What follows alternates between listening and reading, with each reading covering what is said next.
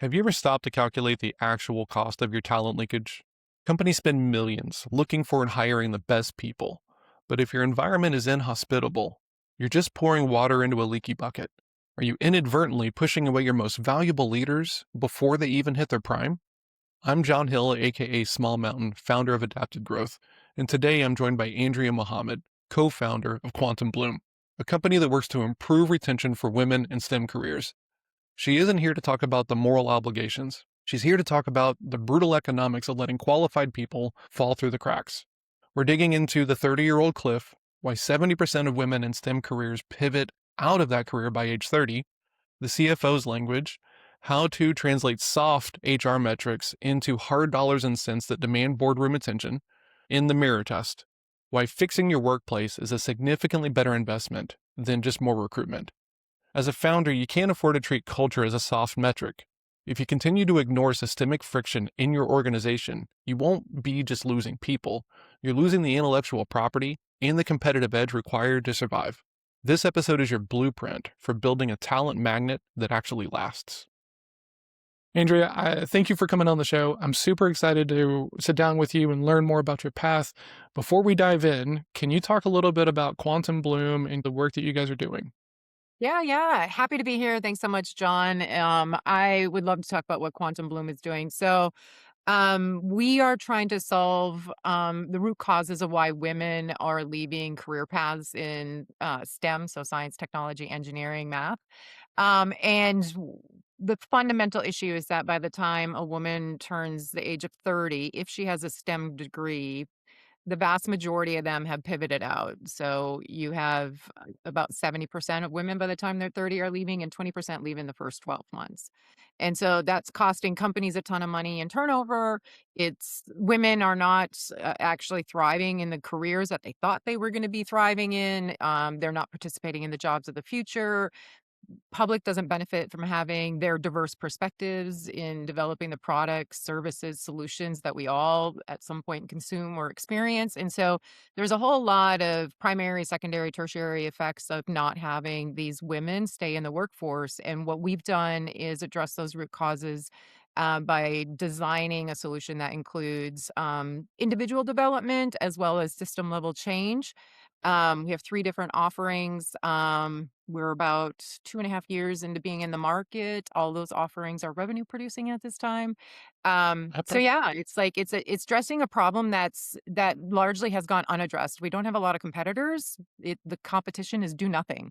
So Yeah. it's an interesting space as a startup to be in a category creation mode and helping Yes. organizations understand that these are very real and costly problems and they're worth solving. Great, huge. Thank you for tying all that up because that is essentially everything that I'm excited to talk to you about, right? Because on our pre call, you said these two lines that have just been living in my head since. And the first one is essentially we need to stop asking women to go into these jobs and we need to make these jobs more palatable to women, right? Which was just a very interesting topic because I've seen the stuff of let's get more women into STEM, and Mhm. everything else like this.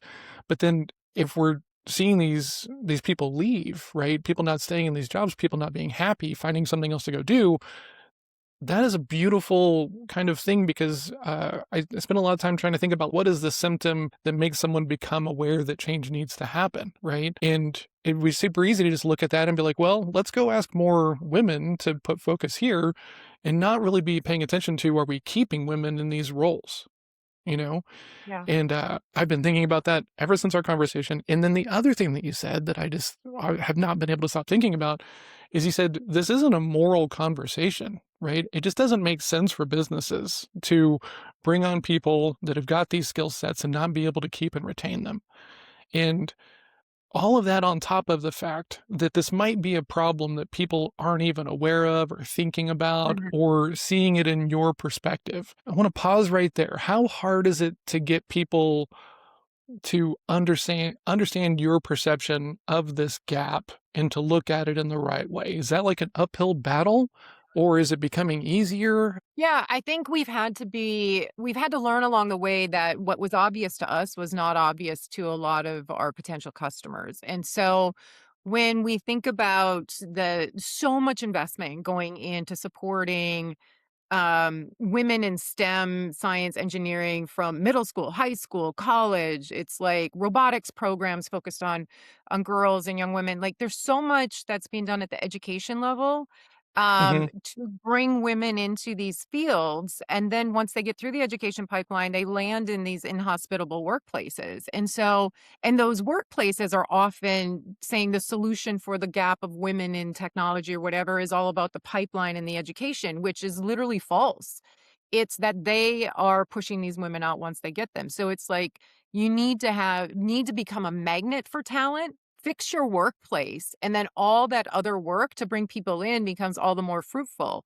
But instead, we're just trying to push and lure more and more women into career paths that, for many of them, just turn out to be frustrating in places that they're surviving and not thriving. So I Hmm. think that's something that it's like trying to get organizations to look in the mirror versus point the finger at the education system is something that we've had to do. Um, I'm sorry, what was the second part of the thing that stayed in your head from our pre-call? The the fact that, like, this isn't just about morals. This is Oh, about, like, the business use case. yes. So, yeah, so there's so much that's been oh god, whatever side of the fence you sit on with DE&I, I don't agree with all the ways that DEI was kind of rolling out, around the pandemic time because they weren't initiatives were not tied to business outcomes, and I think that DE&I got a really bad rap. And really, we have to be able to look at these are fundamental business problems when you have this much talent leakage.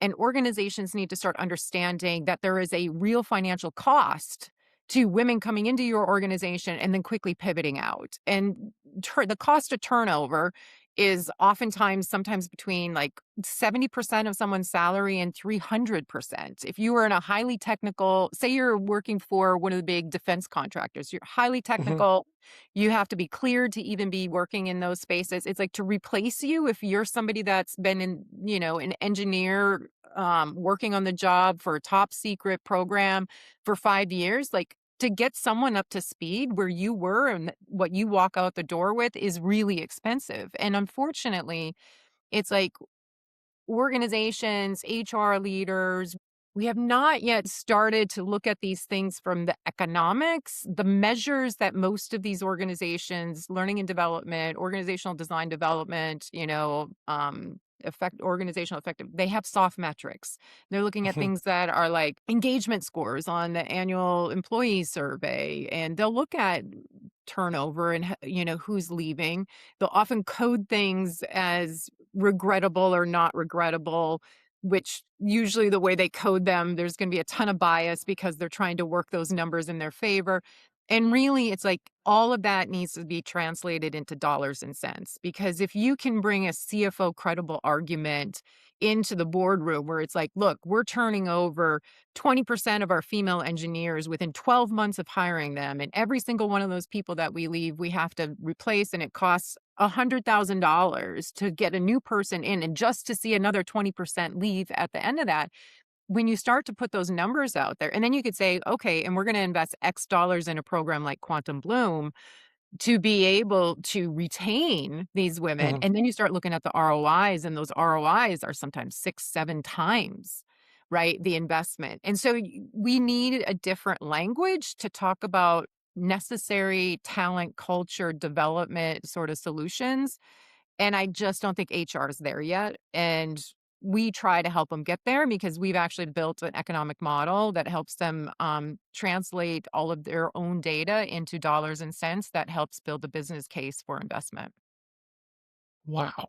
Okay. So how do you what is the output of it, to use your language, the inhospitable environment? Like, do you have any examples around situations that are prevalent where they're not able to keep, high performing women Yeah. in these STEM jobs? Like what?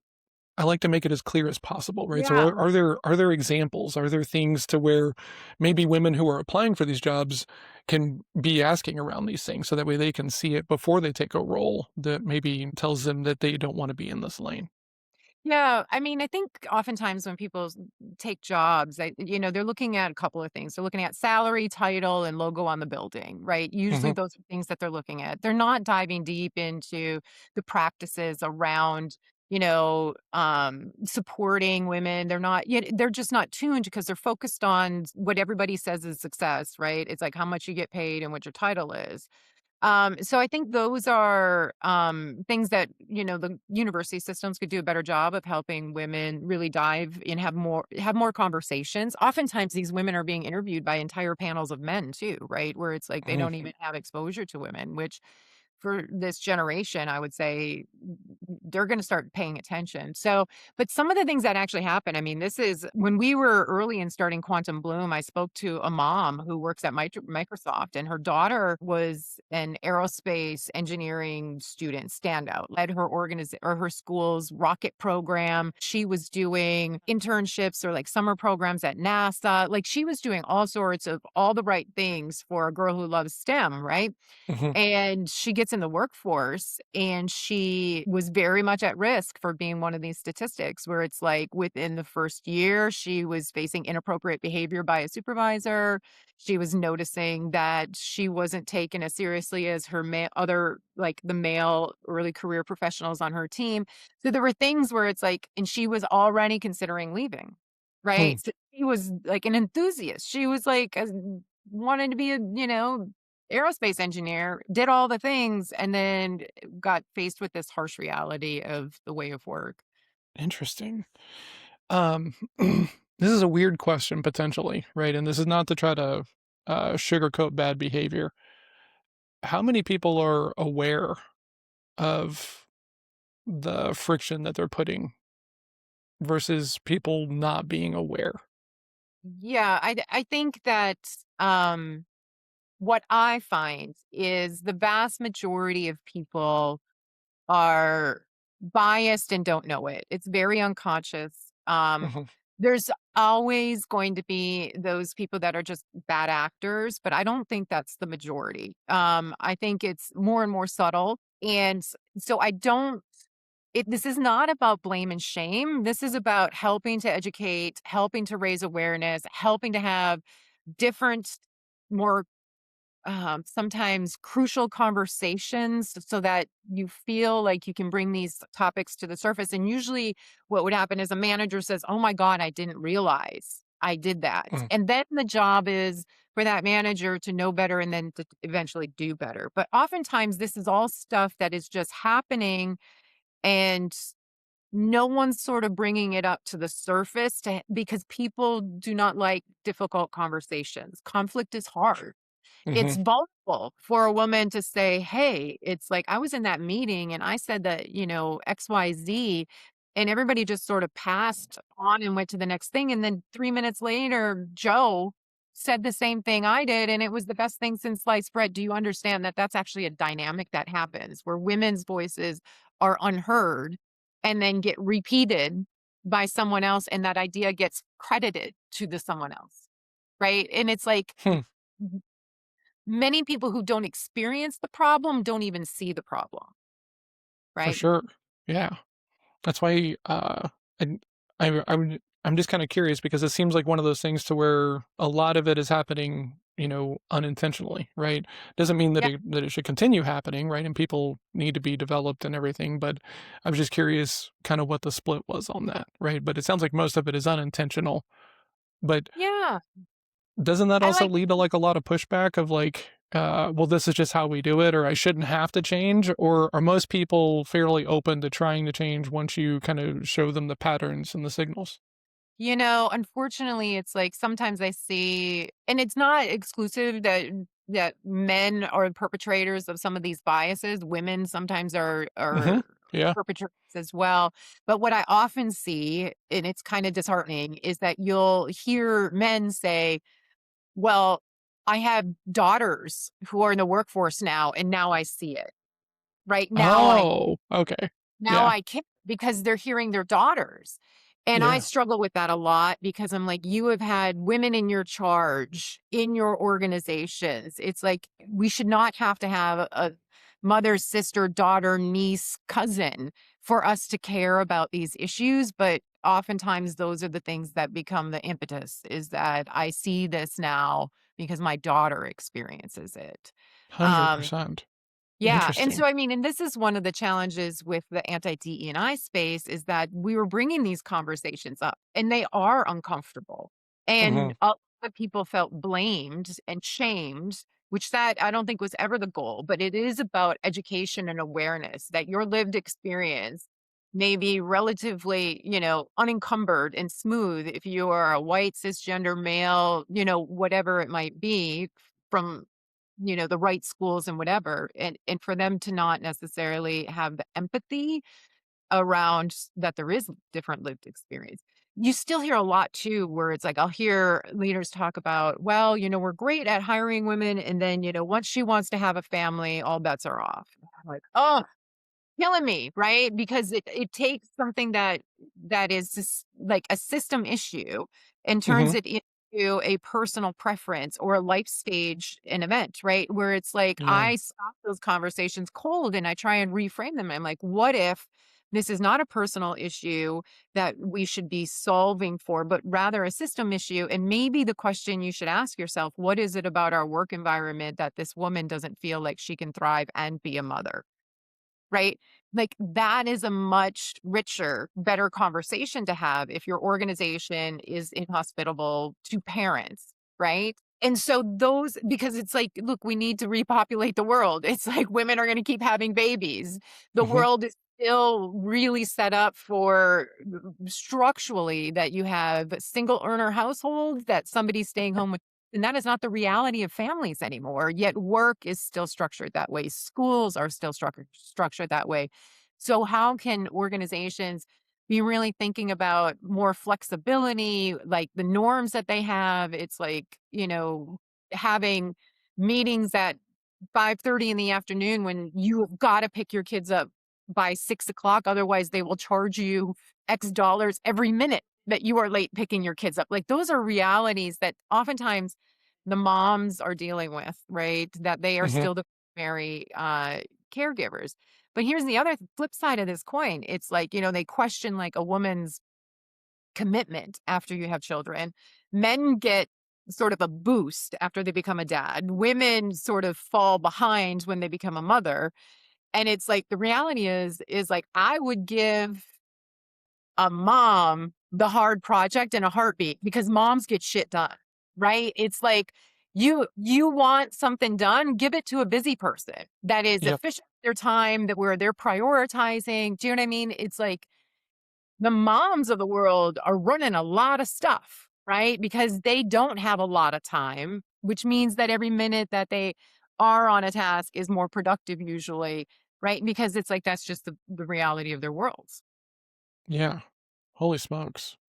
Yeah. Um, yeah, a Yeah. lot in there. Changing gears a little bit. Thank you for the background on that because I'm really curious because we were talking about with something being new, you guys get to go create a category, right? And then Mhm. being new to the market, you have to, go figure out how to put it into the box so that way people can see the value and everything. How how have you guys gotten better at that Mhm. style of conversation, right? Uh, I guess first of all, let me ask a better question. Was it like a slap in the face in the very early days to kinda go around and realize that maybe most people weren't even seeing this as, like, something that could be solved in the way you're trying to solve it? Did you take it personally? No, I didn't take it personally at all. We got a Here's what's interesting. We got a lot of calls. It's like my business partner Ann and I, we have really strong networks, very senior like executives in our circles. Everybody Mhm. took our calls. Like everybody was taking our calls. We had a lot of people on the other end say, "Whew, I wish I had this when I was 25. I wish I had this when I was 25." That was a lot of the response. But Wow. there's big gap between interest and orders, right? Where it's Oh, like yeah. people nod their head, right? But they aren't used to solving the problem yet. It's like it, and so when we had to sort of start to understand what normal might be in selling a solution like this. This is likely not going to be a 2-month decision. Our sales cycle's like 12 to 18 months. It's like, we don't want to be piloted. We want to be coming into organizations and really solving like larger scale problems, right? And those kind of conversations are strategic. It's Yeah. not that you have a high performer here and that you want to put them in a thing. It's like you have a systemic issue where you hire, you have 3,000 early career women, and at scale, it's really expensive for you to be turning them over. It's like, let's do something at scale, which Hmm. that's a different conversation, right? It's like, how do you get people to invest differently? And so we had to really start thinking about everybody has the problem. Every company is increasingly a tech company. We don't know what AI is gonna do for the overall workforce, but it's like your technical skills, I would assume are still gonna be useful and valuable, and then what we're adding on top of that is a lot of sort of the EQ, all the stuff that's soft skills, right? Taking engineers and rounding them out with all sorts of things of communication and influence and all sorts of stuff that are gonna be increasingly important. So I didn't take things personally when things didn't move on. I struggled with knowing what good looked like. I struggled with knowing how to qualify or disqualify a lead. Yeah.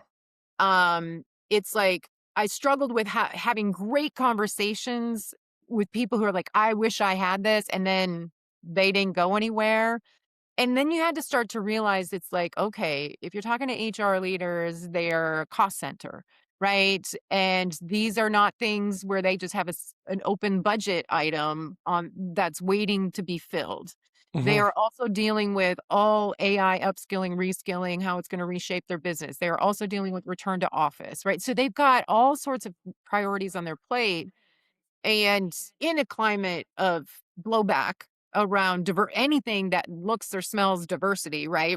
Hmm. Regardless, position ourselves as a retention infrastructure company, solving real business problems, but still a lot of fear with this Yeah. administration, what's going on. So nothing ever felt personal, but I think we had to just keep learning. And then when we had success, it was hard for us to understand, was that a fluke or the beginning of a pattern, right? Oh, yeah. Right, so you're like, your ICP, oh, God bless, right? And you're like, "Who is it? And who's the influencer? And who's the economic buyer?" And then we know HR is a key stakeholder, but HR doesn't have the problem the same way your head of engineering does or your CIO does. And then Oh, we really yeah.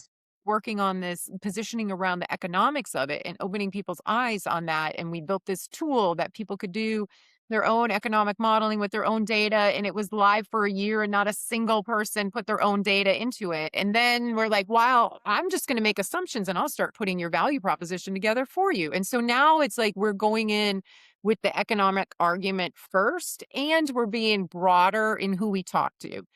We want, Interesting. CHROs and chief people officers are absolutely important. We also know CIOs and CTOs, but also CFOs, Hmm. because you come in with a bottom line argument, and now they're like, "Oh, if we were to invest this much money in QuantumBloom, we could see 8x our returns in 5 years." Yes, that's what we could do. That Yeah. gets a different kind of conversation, right? And so it's been a learning experience. And then, we look at, you know, firmographics, right? Firmographics. It's like enterprise generally has the most sophisticated thinking on these things. Hmm. They are all slow and bureaucratic. Getting to the right people is really hard. You have mid-sized companies where they're experiencing usually lots of growth. They may not have the infrastructure. So it's been really interesting at like which people at which kinds of companies do we go to? And that's just been a constant iterative learning process. We Yeah. finally hired our first salesperson, which has been like, you know, I have great appreciation for salespeople now, having been one, tried to be one for 2.5 years with some success. But I also know you have to know too, like I'm a kind of a Swiss Army knife and can do a whole lot of things. And it's like, and have done this, but I'm like, I know for sure, 100% sure, I am not the perfect person to be doing it. I am Mm. somebody that can open doors, but I'm not a closer. It's like, I don't have traditional sales tactics as muscle memory. I don't know. There's so many things that it's like you look in the mirror and you're like, we need help with someone who's an actual professional here, where this is the Yeah. stuff they live, breathe, and sleep, right? So you said now, right? How is your view of the sales role changed after being, in it? In it. Yeah, yeah, it's so funny, I was just at, I'm in North Carolina, and last week was Raleigh-Durham Startup Week, and they do a fantastic job with, like, every day there's different events, it's all free, there's always lots of revenue tracks and sales tracks. And I sat in a session and like the presenter was like, okay, let's just popcorn this, puts up on the screen, salesperson. What's the first thing that comes to mind? Right. Somebody's like coin operated, pushy, it's all negative, right? All very, very negative. And I wanted to say, since we have just hired a salesperson, like, I wanted to scream out, like, "Worth every penny." Would have been my response. But it's like it's what's been really interesting is we've had a couple we've had different conversations with people who try to help founders with sales, Hmm. and it's not rocket science, and I think that's the hardest pill to swallow. It is not Yep. rocket science, but that doesn't mean it's easy. And Kim Johnson is our new salesperson, and it's like, and we've, been having all sorts of onboarding calls and, what should we do with this account? What we should, and she'll just rattle something off. And I'm like, "Oh my God, how have I not thought about this?" Or I wouldn't phrase it that way. Or and for her, it's just muscle memory. It's not Yeah. hard for her because she's operating in a land that she's operated in for 25 years. So I guess my opinion of salespeople has really transformed, where it's like having sat in that role and did the best that I could, but also knowing I'm not the best to do it. And then finally having someone come in that is an expert in it, it just feels, and again, they all tell you too, founder-led sales, you've gotta do it, you've gotta hear, there's so much that Hmm. the community tells you you have to do, right? And I'm like, you also have to work in your zone of genius and know when that's not it, Oh yeah. right? Hmm. I don't think I've shared that, or I've shared this particular idea on one of these interviews, but I actually took a job, and it was a non-revenue job before I decided to launch this company. And I had gone to them because I wanted to sell for them. I'd met someone who'd experienced the greatness. I'm trying to keep this very murky. Yeah. And they had a great outcome, and it was just in a lane that I thought was very, very interesting. And so I just reached out, and I tried to sell my way in to be on their sales team. And they were like, "Well, John, we don't really like you for sales because you're not very succinct," which doesn't really I matter in the grand mean, scheme of things. guilty, guilty as Yeah. well. But largely, it's not that important in the grand scheme. But they were like, "Well, we like all this other stuff you talked about being accountable and being coachable and productivity. And so how would you like a job with us and not in the sales function?" And I was so excited because I was like, "Okay, cool. Like, I don't have to do this anymore," because I'm kind of a fish out of water, very introverted, kind of a quiet guy. Mhm. I've just been doing it for so long, I can just kind of figure things out. And so, but I was elated around the idea of like, okay, I'm no longer going to be in a sales role. I get to go do like a grown up job. Is kind of how I was holding it in my head. And then the burn rate just got crazy, right? And there were all these problems, and they started doing layoffs and everything. And so then I look over and I see how it's being ran, and it's haphazard. It's not consistent. There's no repeatability. It's just kind of all over the place. And so I go again, and I'm like, guys, the head of sales role is just open. I can do this job. And they're like, no, just stay in your lane. Yeah. And so I get laid off in the next round of layoffs, and I have this moment of like, well, while I'm not built for this, I know that I can do it with a level of consistency and quality that other people seem to struggle with. So I can't put myself in that kind of risky position again. So I guess I'm just going to start my own thing. The interesting thing about that is like, even after spending a lot of time of developing myself as a salesperson and sitting in lots of sales classrooms and working with sales coaches, selling as yourself, your own stuff, is Mhm. very different than selling a product or service that is someone else's baby and stuff. So even though like I was coming into this thinking it was going to be easy, right? It's not actually easy. There's still this period of like, even if you're trained, right, you still have to show up and be coachable around the idea of like learning how to sell it yourself, your ideas, your stuff in this new environment. And I think a lot of people struggle with that idea because if you come from sales or marketing where you're like, okay, I can figure this thing out, we're just going Mhm. to grip it and rip it, but you're going to have to find a different way of doing it, right? Yeah. How did you go about getting so coachable around these gaps and on the sales side? Because you're super intelligent, right? And what I find are intelligent people are typically the last ones to get the note that we need to improve, right? How did you find that for yourself? Yeah. I don't know. I've always been a curious person and a learner. It's like I've never been someone where I have to like know it all, but man, I want to learn it all. Like I'm just a Mm, hungry, thirsty, like kind of person. And so when we started having to sell, and I've been a marketer, right? So I've been behind the yep. keyboard, like messaging, it's like sales enablement materials, website, value prop. Like I live in that world. And Mhm, what I started to learn is like you can know that, but then there's this, kind of the art of it all, and that's where I really struggled with, like, I talk too much, I don't listen enough, right? There's certain things because I've got so much to say and I'm so logical and I'll just give you more data, right? Like, because you're going to see my way, right?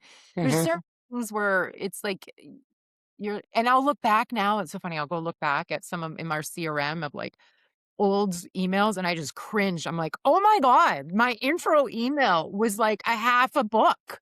Like, mhm, because I had so much to say and I was so excited around it, right? But I started to learn like I this isn't like my second nature. It's hard. There's an art and a science to it. I'd say that science is like the who am I going after? How do I approach this person? It's like, the yeah, demographic, ICP, all that kind of stuff. And then there's this art where it's like you're in the moment and you're reading that person and you're hearing for the objection or the opportunity and you know how to move the conversation and what to surface and what to not surface. And that's all the art of it, and I started to get different resources. There's a woman, that I became familiar with, and she had, like, all these playbooks, um, and I bought, like, a $120 subscription, right, to these little micro lessons on, mhm, like, stupid crap, like, "Don't ever get off the call until you schedule the next meeting." I'm like, "Oh my god, you gotta schedule the next meeting." And then recently there was like I was having a conversation with someone and they're like, "Oh yeah, before you get off, the call and you're not sure if you have the right decision maker, you need to just ask." It's like, "Who else do we need to invite to the next meeting that we have? yep, Who else, is there, who else would be involved in the decision?"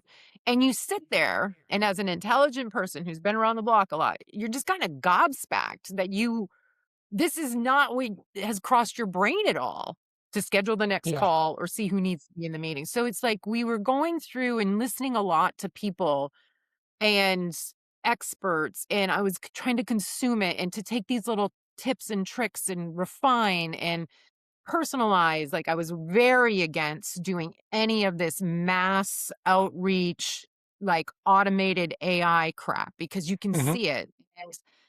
I always felt quality over quantity so I was learning, but I was still like, our products are done. We've got to sell what we've got. It's like it's a target rich environment on the whole because the problem is largely unmet everywhere. yeah, And yet understanding readiness and where to go first and that sequencing and the ability there was just so much that I'm like, we need help. It's like we are priority one. We are done building the product, quote unquote done.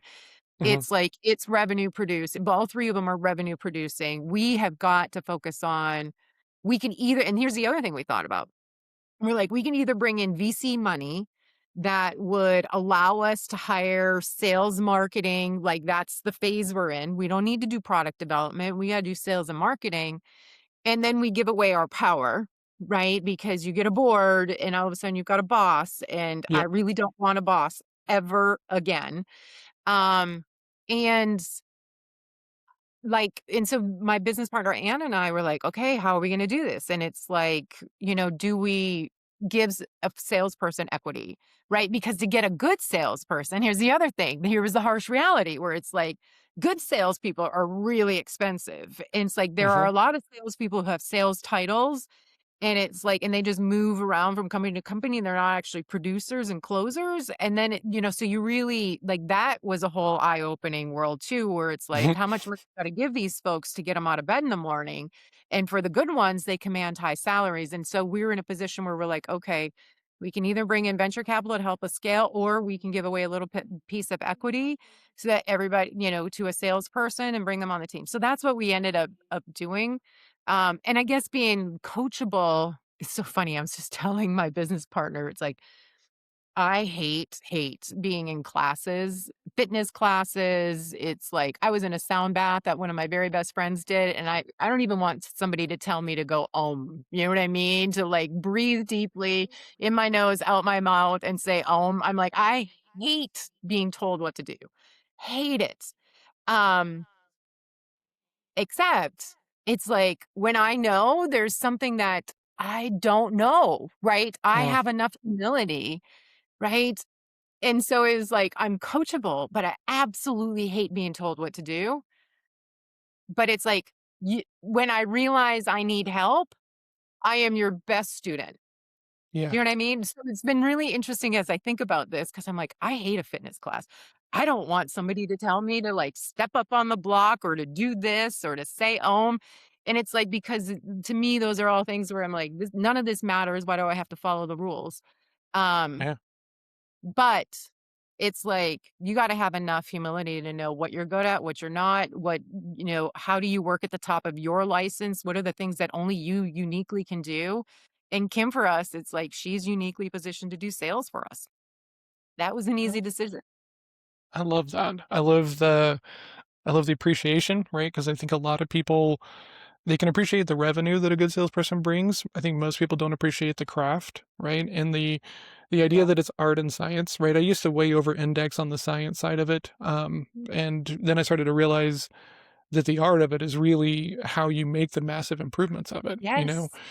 And I spend a lot of time talking with marketers around this thing because most marketers have some the Venn diagram is rather significant between sales and marketing. There's a lot of overlap between these two things, okay?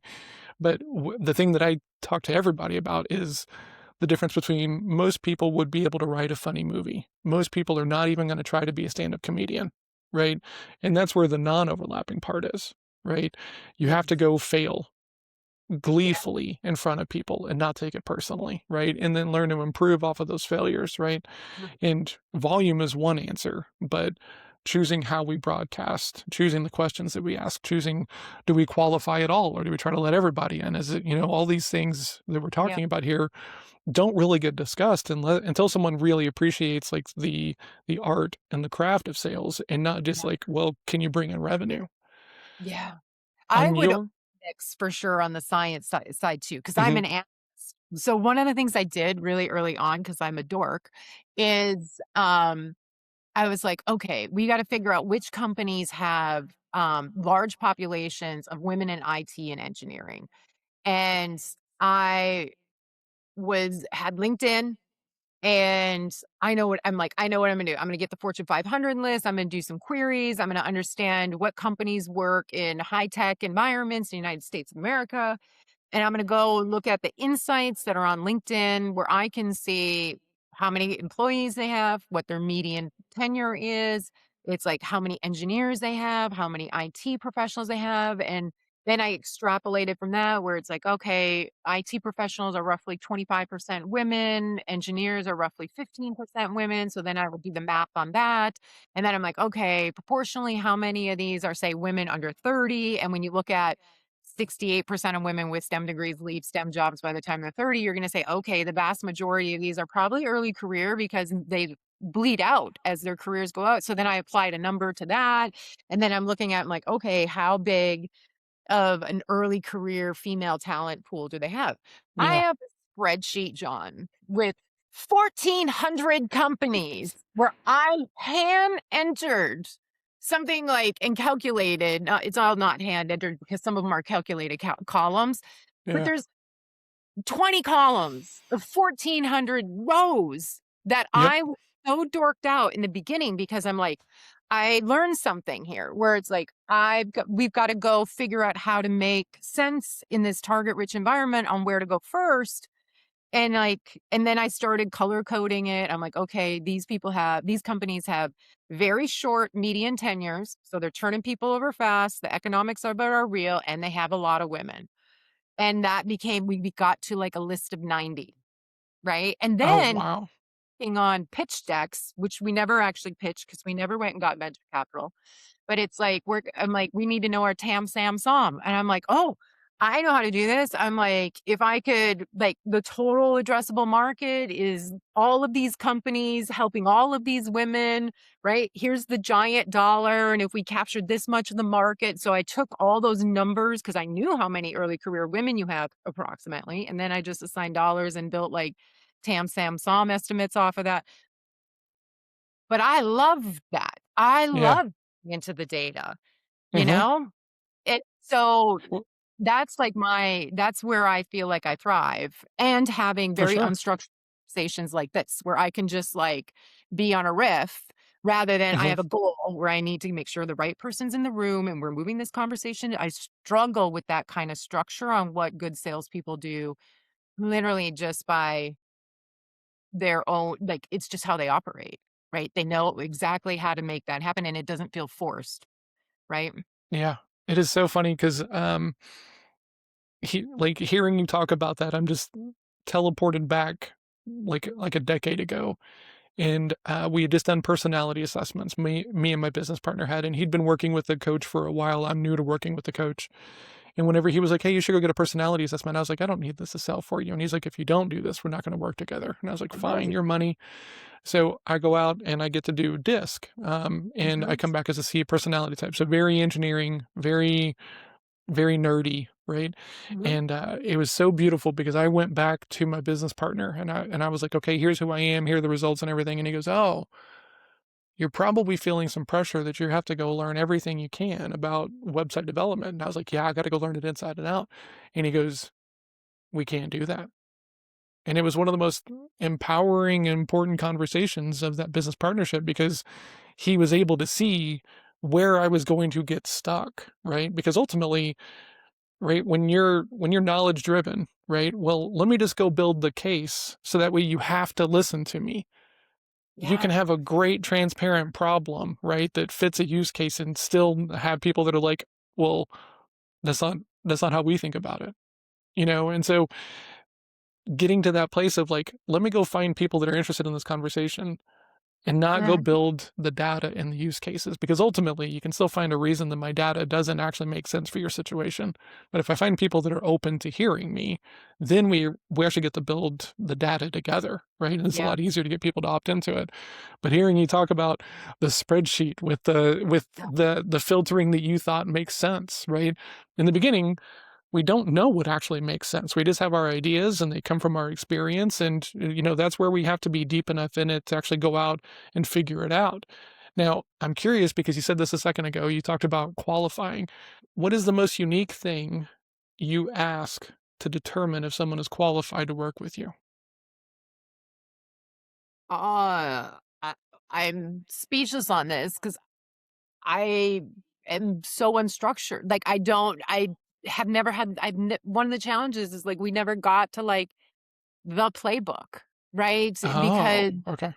for us, it's like we had we've just been in this constant state of kind of learning and trying, Hmm. right?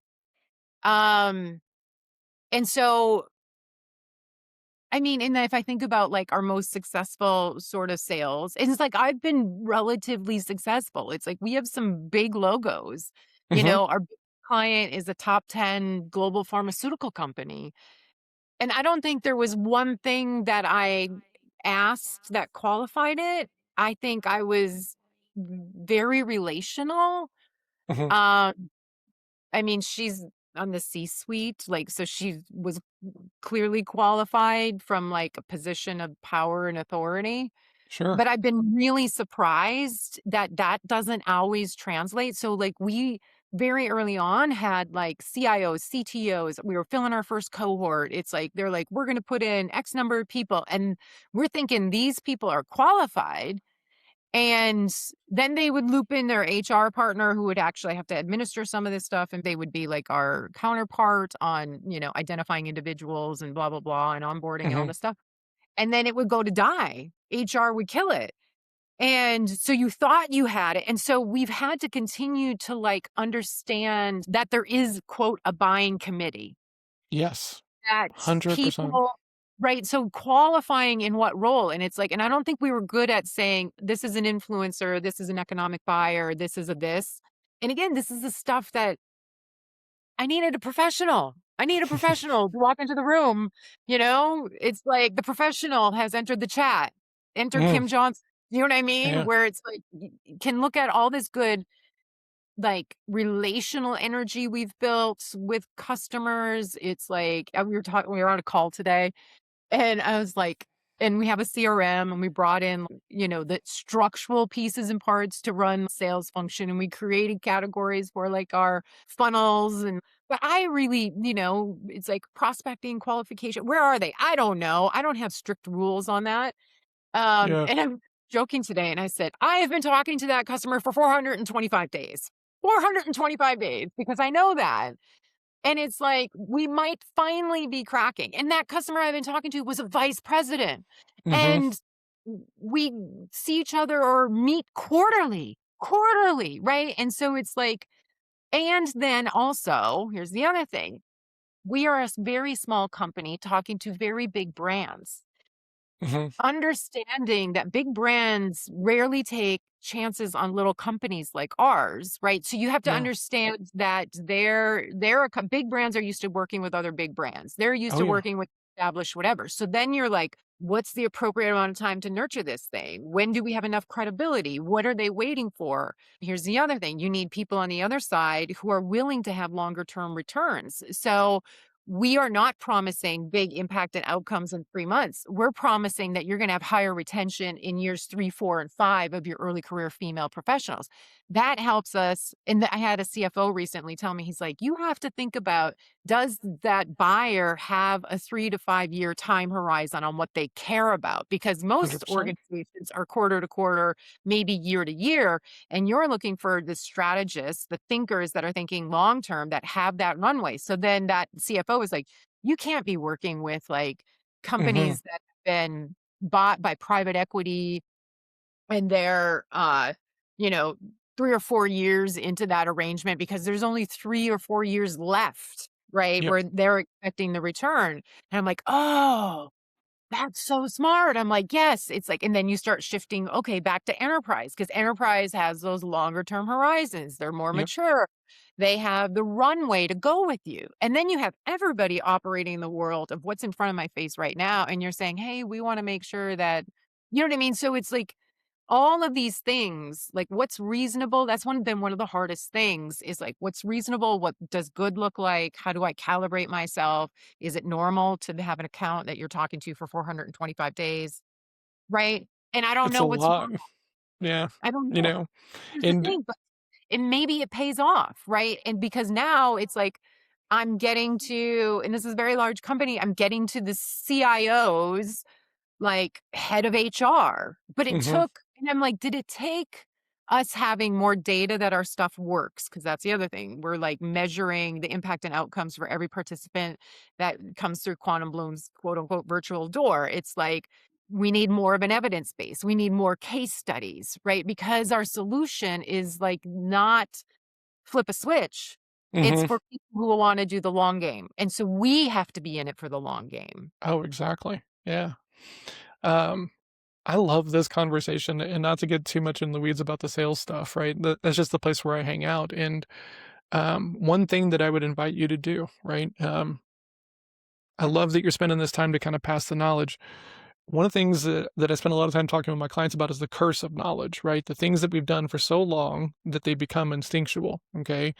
And so for every one of my clients, I also have them go through and let's talk about the no column. Let's talk about the people that we were able to get a deal with, but it was harder to get to the value. It was harder to be treated as a partner. It was harder to work and get the work done because I would imagine, even though it's not been, a decade of you being in the seat, we pick it up rather quickly, right? If you touch the stove and the stove is hot, you don't keep touching the stove, right? We learn this stuff, but Yeah. that is typically the stuff that doesn't get passed on the knowledge transfer. Okay. So if you guys are still doing onboarding and ramp up, I would tell you to go find the people that you'd be like, you know what, we tried, would never do this again with this kind of person.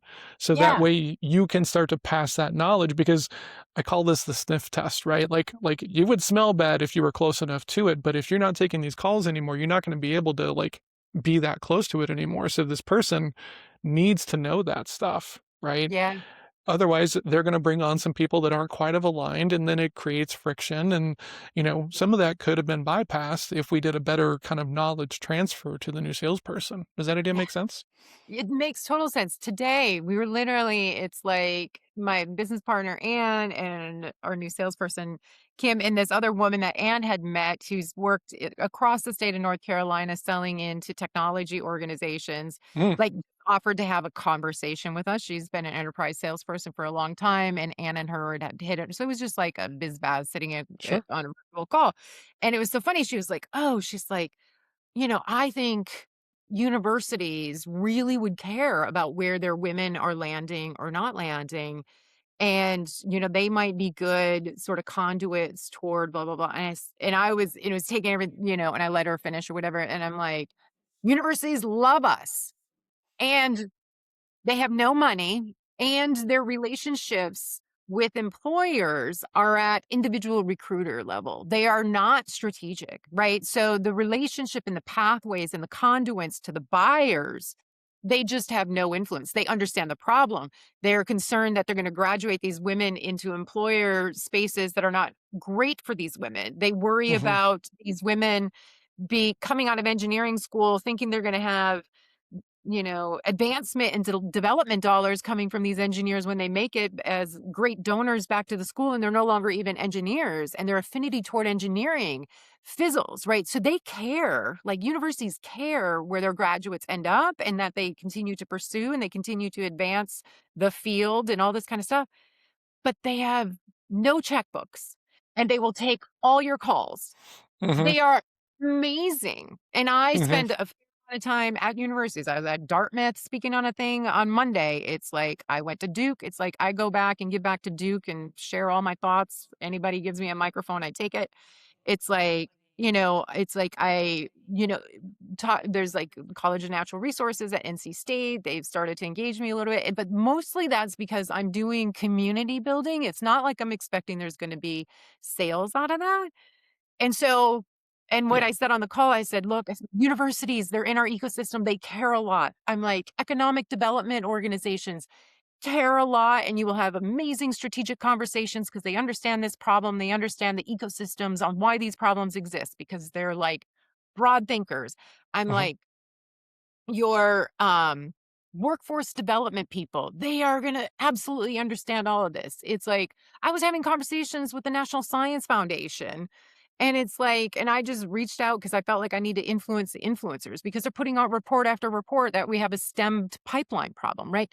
There are so many people in the ecosystem that care or see the problem does not mean they're going to be helping you with sales. And it's fine to build those relationships, but I Yep. think it's don't expect that that's where your revenue is going to come from. That might be 100%. amazing good word of mouth. That might be, you know what I mean? There might be Hmm. amazing things that come out of that, but they're not, and so we had that was a learning. There were a Yeah. lot of channel partnery type conversations. Oh, yeah. You know what I mean? Oh, And yeah. you're like, because it made sense, because I'm Yep. analytical and logical, and of course this makes sense, right? And Oh, so, just had to have so much learning on how to, steer yourself oh, into, for sure. fruitful You know, conversation, or at least have the understand what this conversation could be or couldn't be. yeah. Absolutely, right, and, oh, god, like, my coach was always like, "They gotta be willing and able," because 'cause you'll talk to people who are willing, and they're not able. You'll talk to a lot of Yeah, people who are able, but not willing. They need to be some version of both, right? yeah, And that's a good so, way. I talk with so many, freelancers, consultants, and they're like, "I wanna go help nonprofits," and I'm like, "Okay, cool. Come back when you realize that most of them don't have funds for your Yeah, help, for your services, right? Because it's fine to mean well, but they also have to be able to pay for the value that you bring, or else it's yeah. just gonna be lopsided and problematic. I'd like to pivot just a little bit and kinda talk a little bit about fundraising, right? Because Mhm. we talked a little bit about you guys were gonna go the VC route, decided not to. And can you talk a little bit about kind of what that experience was, what you learned along the way, and how you ended up going the route that you went? Yeah, so when we started out, so both my business partner and I, we both came from, big corporate jobs with nice salaries and bonus packages and great benefits and all the things. Mhm, And we're like, we're not going to forego all of that. We're going to go get paid, right? We're going to do this and we're going to get paid. Probably not what we got paid in corporate, but we're going to get paychecks.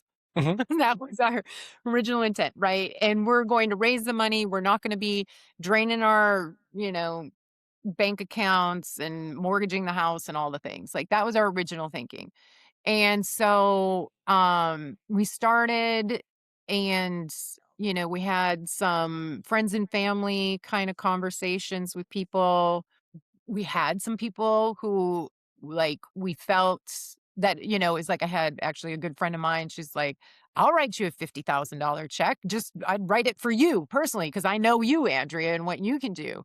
And we mhm. had a lot of back and forth on this. And I remember we had one conversation very early on, with with the director of Duke's Innovation and Entrepreneurship Program. Her name's Jamie Jones, and Jamie's like, "Why would you guys raise any money? It's like bootstrap this thing, let your revenues drive your growth, and you go at the pace of what." Because we already had product, right? My business partner had been working on this idea for 10 years before she and I decided Oh. to take it to market. So she had piloted it, she had developed this curriculum, she had done a whole lot of stuff. And then also, like all these SaaS tools out there, you do not need a ton of money to start or launch a business. You can buy a subscription for this and a subscription for that. You can right size everything, which reduces your reliance on needing external capital to do anything because you can do a whole lot on a very small shoestring budget. And I don't think I really realized that. And so we we started with, we're gonna do this and we're gonna raise a bunch of money and we're gonna get paid from the get-go. And then you start to realize how much you would actually have to give away to get that. And then we started having our own traction, like our first, and we broke all the rules. All the rules, I swear to God, I feel like we just broke them all. And we ended up with, like, in our first cohort, it's like people were saying, "Oh, just give away seats because you need to have, proof of concept and you need to build." And it's like every person in our first cohort was paid. We broke that rule, Yeah. right? But that money allowed us to, like, keep ourselves going and to pay our coach and to pay our instructional designer. It's like Ann and I, we weren't taking paychecks, but it's like we started to see we could do it on a shoestring. And then the real pivot point was, and this is before we actually launched that first cohort, we got a loan from the bank that was $100,000. Mhm, And we that was a fluke. We had been at, like, a female founders event. It was sponsored by this bank, and the banker, another woman who was a founder, she invited me and Anne, "Hey, I'm gonna go have, coffee with the banker. You wanna come?" I'm like, I don't know what we're gonna talk about. There's no money to have a banking conversation about. We have no, like, inventory for loans. I don't know why, but sure, let's go have coffee. And we're having this conversation and we're talking about, are we gonna get a raise a friends and family round? And well, and the thing we really wanted to do with the money was brand. And it's like, mhm, and we had some investors were like, you want $50,000 to do brand?" And I'm like, "Yeah, I want 50,000 to do brand." And they're like, "Oh, that's not how you spend your money we give you." So it's like that was sort of a thing too. So anyways, we're having this coffee batting around. Do we take an investor? Do we not take an investor? Do we get our friends? And the banker looks at us. She goes, if I got you $100,000 line of credit at prime, unsecured, would that help? We're like, yes. And I said, how's this going to work? Because we hadn't sold anything yet. I'm like, how are you going to give us a loan? She goes, well, what happened? We'll put in the paperwork. It will get denied and I'll override it. And I'm like, oh, this is what the guys do. They have a friend, a banker who takes a risk on them. Mhm. And so that banker gave us $100,000 and a, like, credit card line up to 25,000, and we did what we wanted to do. We, like, put $50,000 into brand. I think it was money well spent. QuantumBloom looks like a legit company. It's like we do not look like we just slapped together a logo and a website, and we knew that we wanted a brand that was going to be able to scale with us, and we had to actually change the name because it's like the company with like Anne had incorporated it. It's like, and it just was a mouthful. And I'm like, this is not a brand that we're going to grow with. I said, Mm. I want to kill this brand. I want to launch a new one so that when we are actually in market, I want the right brand and we don't have to come back to this, Yeah. right? Do it well, it right the first time, and which was really the second time. And so that was like a major moment for us where it's like we got that 100,000, we filled didn't fill, but we got this new cohort, everybody was paid. It's like we started to fill our second cohort. We got the big contract with the top 10 pharma company. We paid off our loan, right? And we were cash flow positive last year, and then we still have that line of credit. So it's like we that one cash infusion has really been pivotal for us. The other thing too is like we are still in the running for a $5 million grant Mm. um, that was put out by Aspen Institute and Pivotal Ventures, where they're putting $60 million out for women in the workplace ideas. And so we put in a grant for $5 million. And so that Mm. would be like rocket fuel that would allow us to shorten like a market adoption cycle of say like 5 to 7 years down to like 3 to 5, Yeah. because it just would be massive catalytic capital, but no dilution. We keep Epic. control. I think this has all been things that it's not what you hear in the startup circles, that you can go take on debt with a loan and that there's ways to actually do that. Or you can go get, funding that's, find yourself. We had to get a fiscal sponsor to go for that $5 million because it had to go to a nonprofit. So in this fiscal sponsorship, I learned that that's actually a thing. A for-profit company can partner with a nonprofit company. Nonprofit gets the grant, they administer it to you. Like, you know what I mean? There's all these different ways that we got ourselves educated on different colors of money Mhm. that allow us to keep control. Epic. One thing we've kind of talked around a little bit on this, and this is one of my favorite kind of things to talk into. We have to go out and collect feedback, right? We can't build it alone in our towers, right? But we can also get really sideways taking the wrong feedback. And this is something you and I had Mhm. talked about. How have you gotten better at making sure that that your asks for feedback are solid and that you're taking the right advice? Yeah, I've always had a really interesting relationship personally with feedback.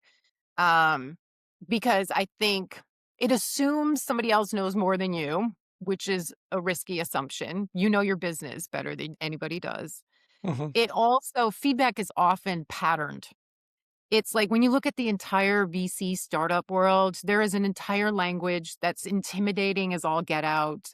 And it's like, and you have these things that are sort of just passed down as fact that this is the way the world works, right? Mhm. When you take a step back, and it's like for me, it's like there was a lot of feedback around this is how startups do it, this is blah, blah, blah. And then you start to realize half that or more of that feedback is crap. It's just patterned. It's Mhm. like it's meant for a template, and you're not a template, Yeah. right? You're just not a template. And the template I started to understand, particularly in the VC world, that template was male founders doing some sort of software as a service, B2B software as a service with some sort of subscription model, because that's what was hot. And that's what everybody's mental model was, right? Where it's like you want subscribers, you want them fast. It's like you want to oversubscribe, you Yep. ship crap literally, and you iterate, get them in the door, and then you iterate, right? So this is sort of the way that I was presented or walked into the venture capital world, and I'm like, that's none of what we are. We are not software as a service. It's like we are a long game kind of solution. We are a root cause, addressing root causes, not symptoms. And so whenever we'd be in those communities and you'd start to hear feedback or the person on the stage, oh God, and all the AI automated sales outreach and having Oh, multiple yeah. email accounts and you're going to blast. And I remember sitting in one of these sessions and I texted my business partner. I'm like, I'm going to throw up in my mouth. I am not doing that if that's what you have to do. Right. So there's so much that was just put out as fact in the way that it is. And you're like, there is nothing less entrepreneurial than following the herd. Right. So I Oh, sat well there and said. this. I'm like, I'm going to just follow along rather and take all my critical thinking and throw it out the window.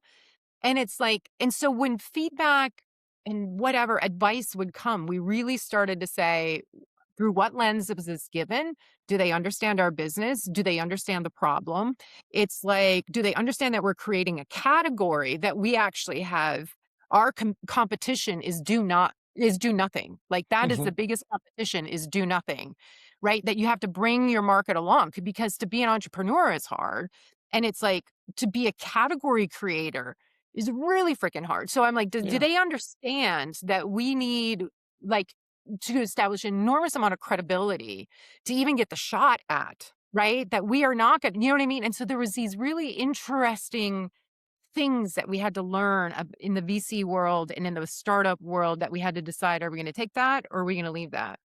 Oh, And 50,000 on brand, I would like defend that decision like to my grave because it's freaking awesome. It's like, and we have a .com. We have a .com, and the I number of love people are it. like, right. I go to conferences and I'll introduce myself to somebody. They're like, "Oh, I've heard of QuantumBloom." I'm like, "Oh, you have?" Like, you know That's what I'm cool. saying, right? Yeah. I don't know. It's like feedback is, I think feedback and patterns, you hear the same thing over and over. You better take note in the sense of like, have you thought about doing this or that with your product from your actual customers? Pay attention to that. Oh, that's the other thing too. It's like when we get feedback from our end users, the women in our program, it's like we have to sit there and say, is that an individual point of feedback, or is that something that influences the design of what we're delivering? Yeah. And we have to know how to right size that because when you're dealing with individual women, right, there's a plethora and like ranges of personalities and preferences and all these types of things. And what works for one person is not going to be the cup of tea for someone else. We have multi mode built into the way we do stuff because of those differences. But when feedback comes in, we have to pause and say, and prevent ourselves from over rotating Yep. on one data point, right? 100%. Yeah. So, Oh my gosh. I've done it. Every person I know has inadvertently taken some advice that didn't really serve them, right? yeah. Um, Andrea, I want to be super respectful with your time. I'm going to move into the kind of rapid fire portion of this, right? And these don't need to be rapid fire answers, right? These are just the same questions that I ask everybody who's nice enough to come on the show. Mhm. So the first question: if someone is starting a company, right, in the tech space, and they're going to have engineers, they're going to have like people, and they want to do it the right way, how should they be thinking about their roles, their compensation, their expectations, so that way they can actually have a decent shot of retaining key people, right? But also like not inadvertently making the roles inhospitable to women. Yeah. Yeah. I mean, I think when you're super small and you start hiring people, I think your first couple of hires are going to be really important. And you've got to be really clear on, I think it's like, and I don't ever want to say culture fit, but culture add. I don't like the notion of culture fit because it actually gets us to the place of sameness where it's like, what is this person bringing in? Hmm. What experience do they bring in? So culture add for sure, but shared sense of your core values. And that was one of the things too that we did through all of our brand work. Like the brand work wasn't just this beautiful brand that we like visual brand. It's like we did all of the value prop and like brand essence and tone and our values, mission, vision, values, all that kind of stuff, which was great for me and Anne to get on the same page about what was important to us. So it's like when you bring Yeah. people in, it's like you have values alignment. Do they feel this problem and have that, because if they feel it, know it, can relate to it, it's like it's that extra juice that gives them the opportunity to be, I think, productive, right? Because it's not just utilitarian that they have a job, but that they believe in the mission. So I think that's super important. And I think being really clear about the kind of culture you want to create early, right? It's like for us, it's very human first. There is no side eyeing if someone's got a doctor's appointment, not feeling well. Like there's just, it's such an empathetic human first kind of environment. And that does not mean not performance based. I mean, Hmm. it's highly performance based. You know what I mean? So I think it's like you think about intentionally, what do you want to create? And I think if you start from that human, like you want an experience where everybody brings their special genius. We have a visitor to the podcast here. This is my cat. I think if you design that way, you'll naturally attract women and people of color and those that are less represented. Um, but if you go in where this is going to be cash for all, like, bottom line for all, like, if you are, everything is about money, you're going to attract people where they're not people, right? They're just there to get a buck and do whatever. So it's like, what do you want to build? What is it you want to build, and being really clear about what you want to build, and bringing the people in that, sort of mirror them. Epic. I I appreciate the depth on that. I'm curious, in the world now of social media, everyone has got tweets and thought Yeah. leadership and everything, and I'm curious, what is the business lesson that you can now appreciate when you see it on Twitter or LinkedIn or X? I don't use that one. That you can now appreciate, but you had to learn it the hard way yourself. Um, I think that one of the things was co-founder dynamics. Mm, People talked about, like, be very clear about, like, who you're partnering with and all this kind of stuff, because a lot of times co-founders, like, you start in one place and then things go sideways, right? yeah. And there's a lot of stories that I hear about co-founders sort of breakups and whatever. And I think Anne and I both, there were times in the beginning where it's like we would have like fights, right? Fights. But we both had this shared vision, different styles. I'm the spreadsheet to her woo woo. Like, give me Excel and she's going to like bring crystals. Do you know what I mean? Like so our styles were very different. It's like both of us, though, MBAs, both of us very accomplished. There's a lot of similarities, but it's like the way we view the world is slightly different. And I think, and that's that friction, especially that friction in the beginning, is either going to be something that makes you appreciate each other more, or if you view it the wrong way, it could be the friction that pushes you apart, right? And Yeah. so I think Anne and I very early realized that our differences coming together were strengths, right? But that didn't mean that it was going to be easy, because we'd have to negotiate some things.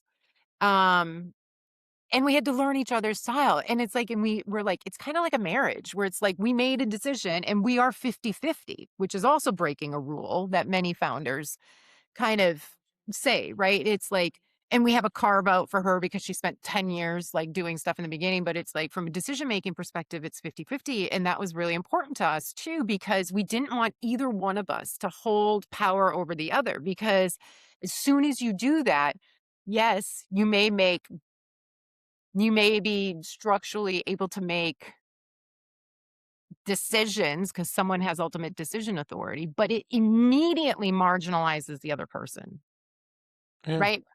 And so there were, and it's like, and again, it's like we had to go through some stuff. We had to go through disagreements. We had to be like, you did what? Huh? Like, and again, it was like, but we talked about it.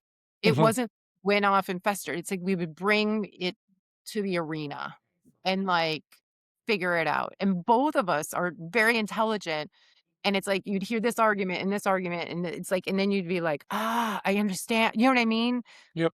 So I think the co-founder stuff, I think, is something people talk about, and I would also highly recommend having a co-founder, because having someone when, when you're down, usually they're up. Like, you can Yep. have this counterbalance where you had a crap day and they're there to pick you up. Like, to do it alone would be lonely. I really think lonely.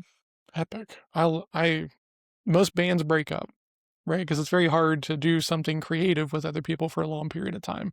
And I used to get so mad whenever bands I liked broke up, but after doing some business stuff, right, having a show with other hosts and everything, it's like it's tough to stay on the same page. And if you don't take the second to get on the same page in the beginning, like really, really, really, here's who I am, here's how I think about it, here's what's important to me, you're probably making a bunch of assumptions that aren't serving anybody, right?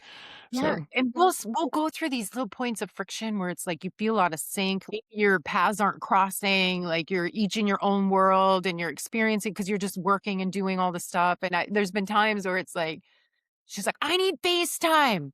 And I'm like, I am not productive, shared space. Like, I like to be like, you know what I mean? But it's like when we get off kilter, we know how to get ourselves back. And yeah, then it's this push-pull and whatever, and neither one of us can break up the band. That's what's, you know what I yep, mean? And it's like we were at an event last week and somebody said, "Don't ever go 50-50. I had to get rid of my person." I'm like, "Maybe that's why you had to get rid of them, is that it was because you weren't 50-50." You know what I mean? yeah, Like, I do. and what advice are you gonna take? What works for you? What doesn't work for you? Epic. Last question, Andrea. Thank you so much for the time. I do think that this is going to help out a Mhm. bunch of people, which the whole goal here. For someone who's going to go off today with everything that's going on, what is your word of warning that you would give to someone who might be leaving corporate, might be looking to launch something? What would you tell them today? I think it still goes back to a lot of advice is crap. I'm gonna give you advice, and my advice is gonna tell you that a lot of advice is crap. Hmm. It's like you have gotta be really clear that it's like, and you have your own filter. It's like, does this advice gel with my mission, with the business model, with the product, with the thing I'm trying to solve?